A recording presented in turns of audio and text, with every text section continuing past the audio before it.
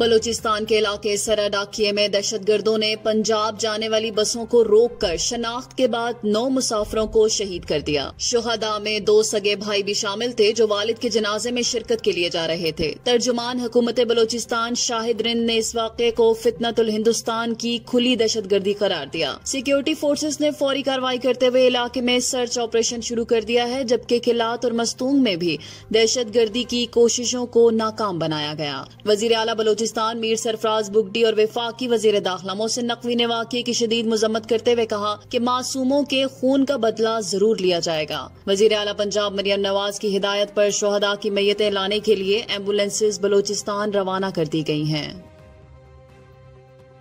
सदर मुमलिकत आसिफ अली जरदारी ने बलूचिस्तान में बेगुनाह मुसाफिरों के सफाकाना कत्ल की शदीद मजम्मत करते हुए कहा कि पाकिस्तान को फितनतुल हिंदुस्तान और इसके सहूलतकारों से हर सूरत पाक किया जाएगा। उन्होंने वाक़े को भारत की पाकिस्तान में खून रेजी और इंतशार फैलाने की घिनौनी साजिश करार दिया। अपने बयान में सदर का कहना था कि दहशतगर्दों ने मासूम शहरियों को शनाख्त के बाद बेदर्दी से कत्ल किया, जो नाकाबिले माफी जुर्म है। उन्होंने वाज़ेह किया है कि दहशतगर्दी के मुकम्मल खात्मे तक जिद्दोजहद जारी रहेगी। सदर मुमलिकत ने शुहदा के लवाहिकीन से दिली हमदर्दी और ताज़ियत का इजहार किया और कहा कि पूरी कौम दुख की इस घड़ी में उनके साथ है।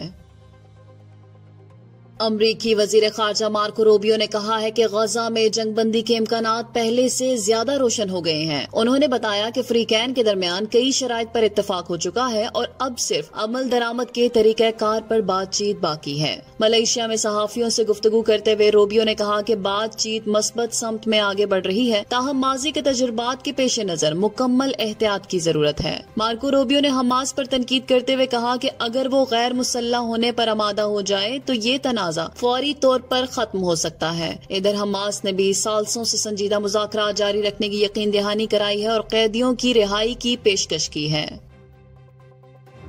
वजीर आजम शहबाज शरीफ ने मुतलका हुक्काम को हिदायत की हैं कि पाकिस्तान नेशनल शिपिंग कॉरपोरेशन को आलमी मयार का इदारा बनाने के लिए जामिया मंसूबा तैयार किया जाए। उन्होंने ये हिदायत इस्लामाबाद में इदारे की तश्कील नो, इस्लाहात और कारकर्दगी के जायजा इजलास की सदारत करते हुए दी। वजीर आजम ने निजी सरमायाकारी की हौसला अफजाई के लिए जहाज रानी के शोबे में तफसीली मंसूबा बनाने का भी कहा। उन्होंने कौमी इदारे के जहाजों के मसाबकती इस्तेमाल, जहाजों की तादाद बढ़ाने और माल बरदार नकलो हरकत के निजाम को बेहतर बनाने पर जोर दिया। शहबाज शरीफ ने इस उम्मीद का इजहार किया कि इदारे में इस्लाहात से भारी गैर मुल्की ज़र मुबादला की बचत होगी और मुल्की जहाज रानों के लिए रोजगार के नए मौके पैदा होंगे।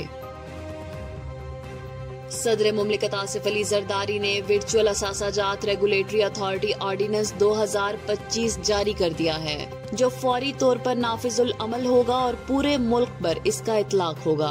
इस ऑर्डिनेंस के तहत वर्चुअल असासाजात रेगुलेटरी अथॉरिटी एक कारपोरेट इदारे की हैसियत रखेगी जो मुकदमात दायर करने, जायदाद रखने, खरीदो फरोख्त और मुआहदे करने का इख्तियार रखेगी। अथॉरिटी का सदर दफ्तर इस्लामाबाद में होगा और मुल्क भर में इलाकाई दफातर कायम किए जा सकेंगे।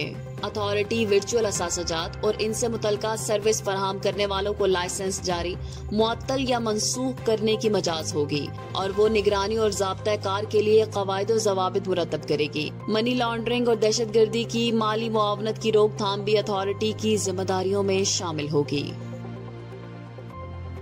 महकमे मौसमियात ने पेशगोई की है कि आज से 17 जुलाई के दौरान मुल्क के मुख्तलिफ इलाकों में आंधी और गरज चमक के साथ बारिशों का इम्कान है। कश्मीर, गिलगित बल्तिस्तान और इस्लामाबाद समेत बालाई इलाकों में बारिश की तवक्को है। मरी और गिलियात में 13 से 17 जुलाई के दौरान बारिश के साथ लैंड स्लाइडिंग का खदशा जाहिर किया गया है।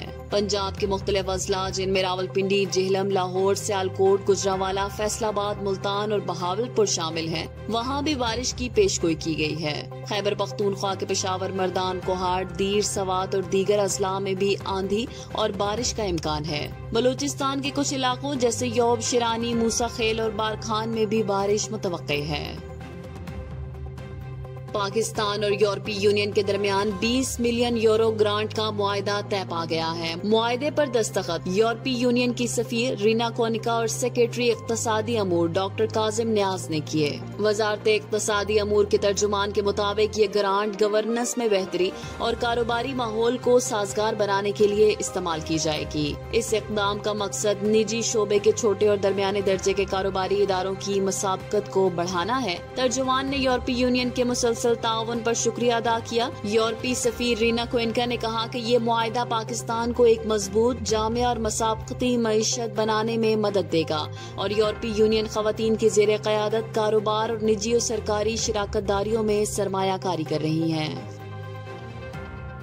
गजा के वस्ती इलाके दीरुल बला में इसराइली फिजाई हमले के नतीजे में कम से कम 15 फलस्तीनी शहीद हो गए, जिनमें 10 बच्चे और 3 खवातीन शामिल हैं।